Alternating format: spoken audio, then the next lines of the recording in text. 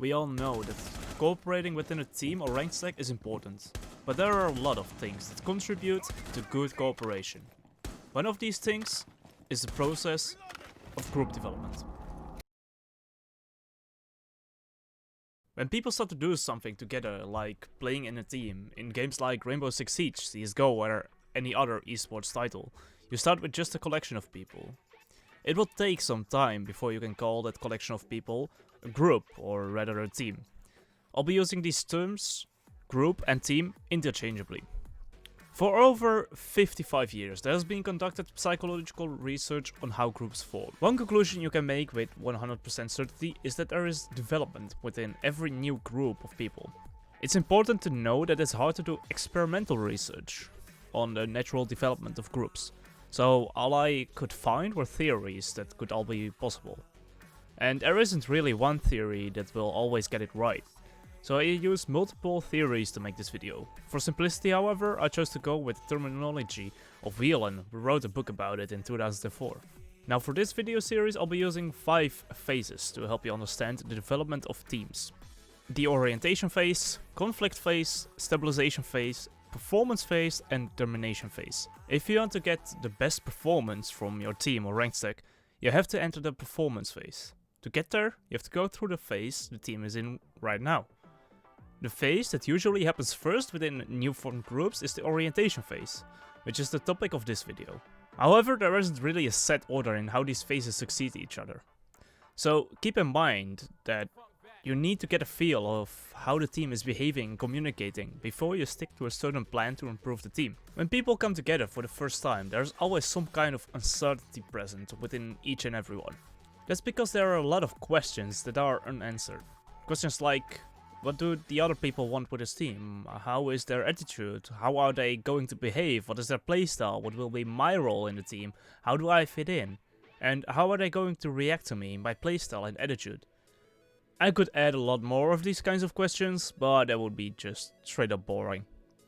All of this uncertainty and all these questions will lead to some kind of tension, which will make people act cautiously. Let's see which way the wind blows first, instead of acting up and profiling myself firmly. You just don't want that your behavior leads to unpleasant surprises. Sometimes it might be a good choice to make clear who the in-game leader will be.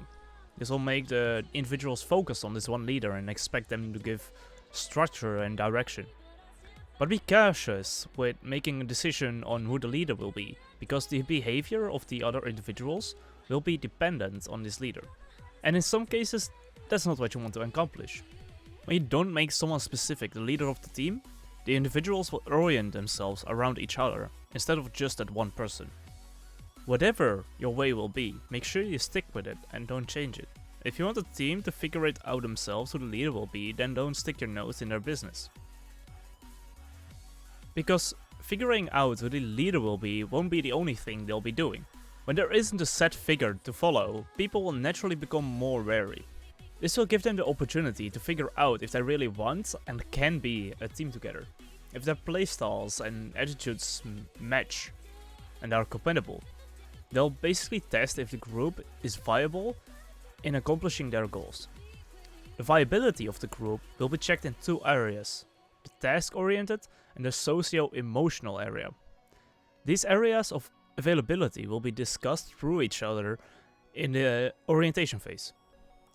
After the very beginning, the group members should begin expressing more about who they are and how they feel about certain matters on a personal level.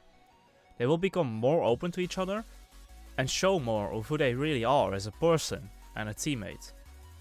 To get through this phase, you should understand by now that the goal of this phase is to check if the team is viable, if the individuals and their goals are compatible with the goals of the team and sometimes the goal of the organization. With my knowledge about team development, I can tell you that doing team exercises can be very helpful with the developmental stages of a team. For this phase, I would recommend to check out the channel Team Exercises, especially Team Exercise 8, Getting to Know Each Other. Check the link in the description, or the card in the top right corner. In essence, this exercise makes the individuals get acquainted with each other in a light-hearted manner. It gives insight in how the team members listen and remember what another one has said. It will also help to get acquainted with each and everyone's goals, which is something we know for a fact helps in this phase. Is this what it's all about? I have been working with the creator of this channel to write the book 101 Team Exercises, where I have worked most of my time on writing an early version of the part about why or when you should use every and each one of the exercises. This is however only available in the book itself, so make sure to check it out in the link in the description. When you have completed the orientation phase, it's time to get a feel in what phase the team puts itself next. So make sure you subscribe in order to not miss any upcoming videos that will help you improve your team and team play.